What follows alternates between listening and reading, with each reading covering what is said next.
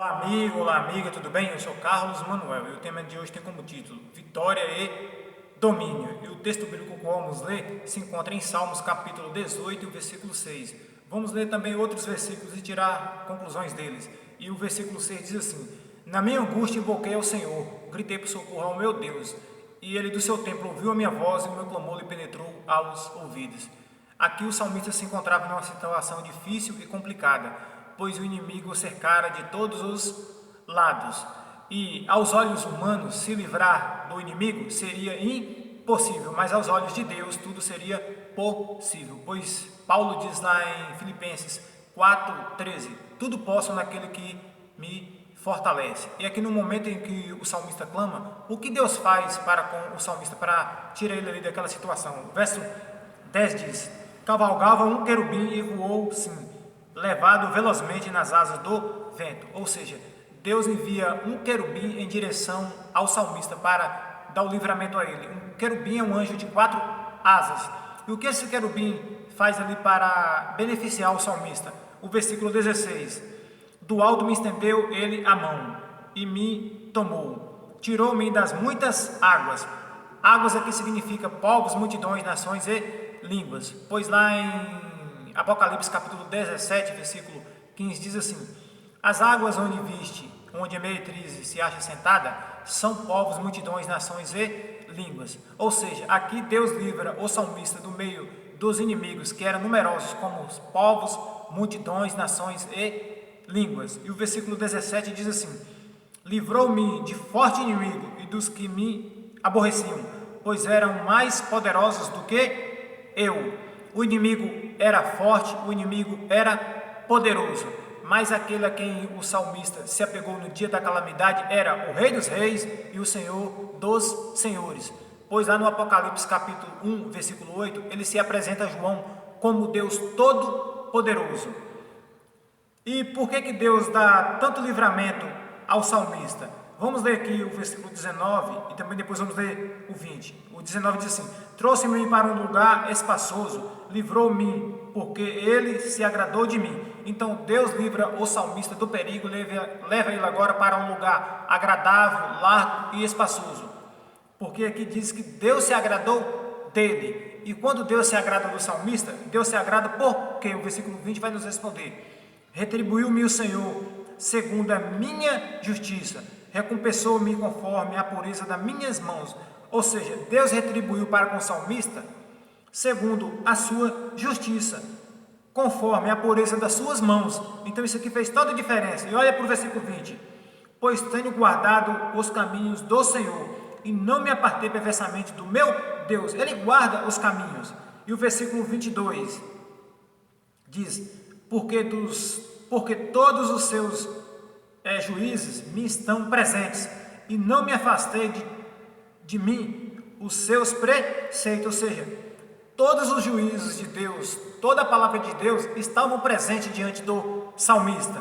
E ali ele guardou os preceitos de Deus, não se afastou dos preceitos de Deus. É a partir do versículo 3 e o versículo 24 vai dizer aqui que ele também não viveu em iniquidade, não guardou iniquidade na vida dele. Ou seja, iniquidade é a transgressão da lei. Pois lá em Isaías capítulo 59, versículo 2 diz assim: que as vossas iniquidades faz separação entre Deus e vocês. Ou seja, a iniquidade é a transgressão da lei, e quem vive em iniquidade vive em separação entre Deus e ele. E olha o que Deus faz aqui. É algo muito bom e importante aqui no versículo 25. O salmista diz que Deus faz para com aquele que anda com Deus. Para com o benigno, benigno te mostra. Para com o íntegro, também íntegro. Versículo 26. Com o puro, puro te mostra. Com o perverso, inflexível. E o verso 27. Porque tu salvas o povo humilde, mas os olhos altivos tu os abates.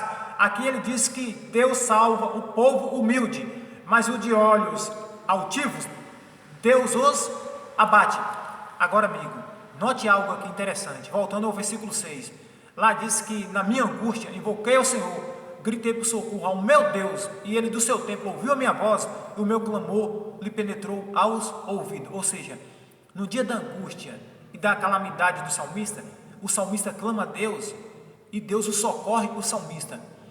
Mas você acredita que no dia da calamidade do inimigo, o inimigo também clama a Deus? Olha a cara de pau do inimigo, olha para o versículo 41.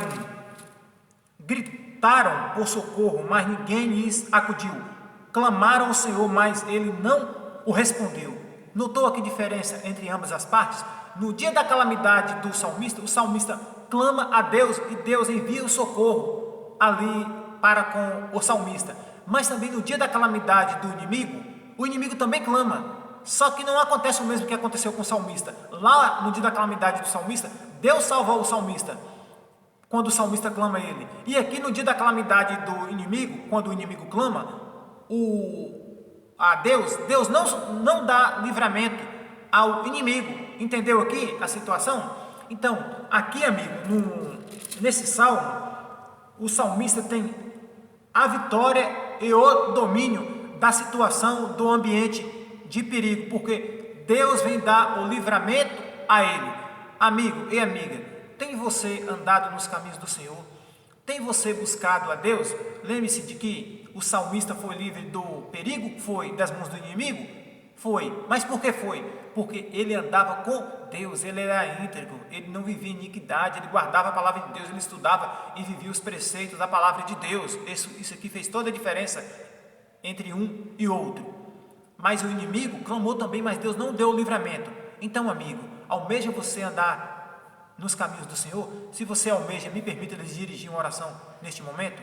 Deus querido e Pai amado, neste momento, Deus, eu entrego cada amigo nas tuas mãos. Querido Deus, perdoe os seus pecados e apaga do meio deles, ó Deus, todos os dardos inflamados do inimigo, e que seja feito, Senhor, segundo a tua vontade, em nome de Jesus. Amém. E lembre-se, amigo, de que Deus é o nosso refúgio e fortaleza e socorro bem presente nas atribulações.